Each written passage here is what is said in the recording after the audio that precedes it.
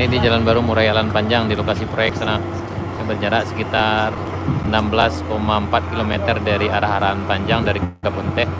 Sementara dari arah Morowai berjarak sekitar 4,7 km.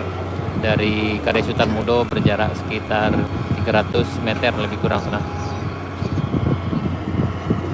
Ini udah di trap. Nah ini ya. Nah di bagian sini.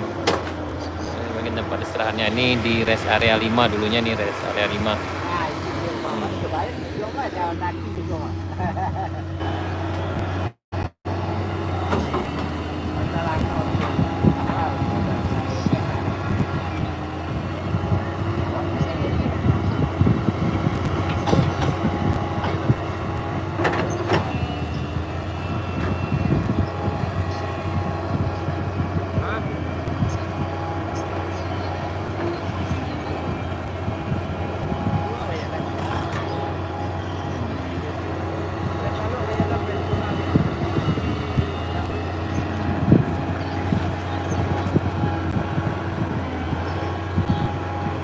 Ini udah di trap nih ya.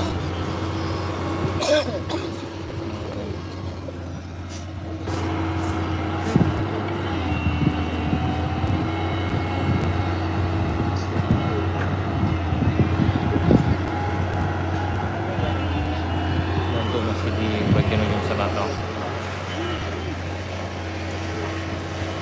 Imo tanam berapa?